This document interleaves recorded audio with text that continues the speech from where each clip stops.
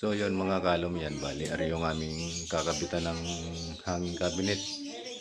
May nakalagay pang dating cabinet na plywood ang nakalagay.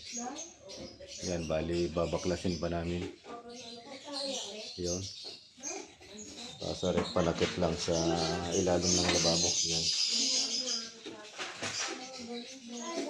Yun. Tanggalin muna namin.